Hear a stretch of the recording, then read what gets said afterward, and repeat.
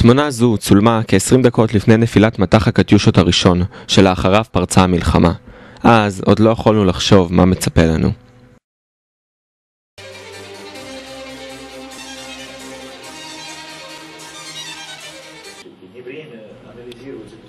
במהלך ימי המלחמה הגיע לחזק את ידי הקהילה הרוסית מר יוסף שגל ומנחה מפורסם מהערוץ הרוסי ישראל פלוס, יאן לוינזון. הצוות העלה את מצב הרוח בבדיחות והומור על המצב. СОС говорит всем, кроме Израиля, прошу помощи всем, кроме Израиля, у меня горит мотор.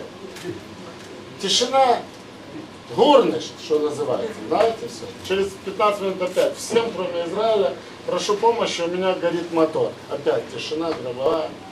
Через 20 минут он говорит, всем уже, включая Израиль, прошу помощи, у меня 2 мотора горят.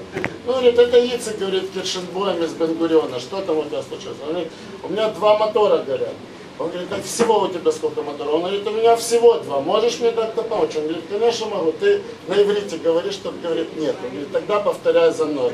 Барух ата Адонай. Тогда считалось, что нельзя это рассказывать. זו הקטיושה הראשונה, תוצרת רוסיה ואיראן, אשר נחתה ביישוב ואשר הביאה עמה נזק רב לתשתיות, רכוש, פצועים ונפגעים בנפש.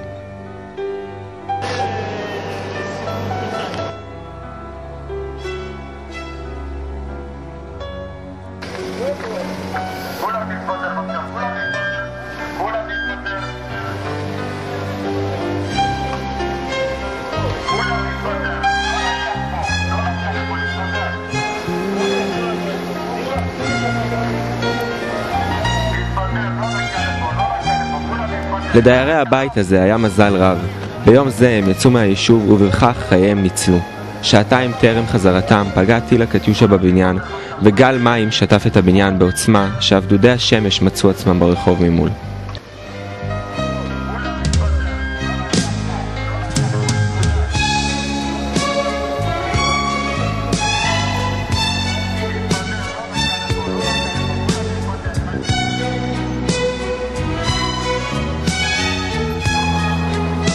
יושב אני ומצלם את טיל הקטיושה שנפל בסמוך ליישוב, בבסיס הצבאי שעל יד. תודה לאל, ישנם רק פצועים קל.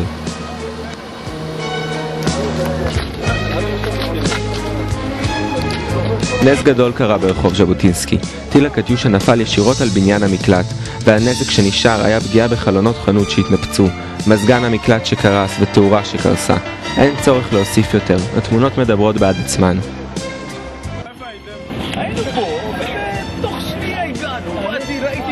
רציתי קודם כל לתוך הבית, לשאול איפה האנשים, מה קורה עם האנשים. פחדתי, אנשים בתוך בית. פחדתי לצעוק, שמעון, מה המצב? אמר הכל בסדר, סבבה. אמרת לו, הילדים בסדר או מי בסדר? ואז רציתי לכבות אש.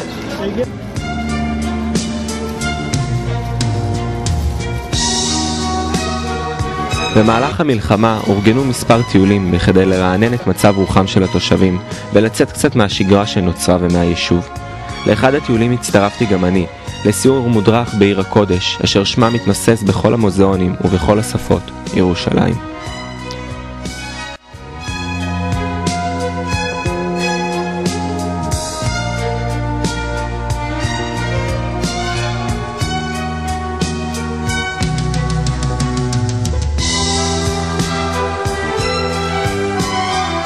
בירושלים החיים נמשכו כשגרה.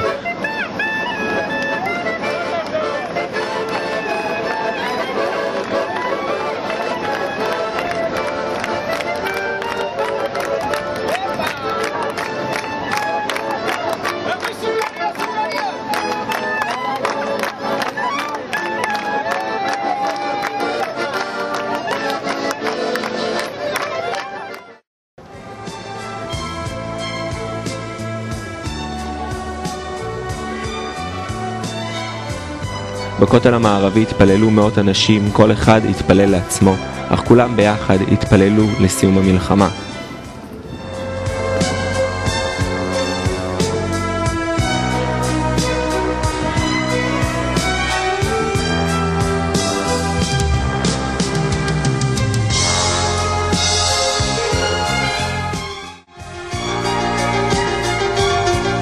מי ייתן ובארצנו הקטנטונת ישרור שלום ואחווה, ושילדינו יזכו לחיים טובים יותר, שמחים ומאושרים.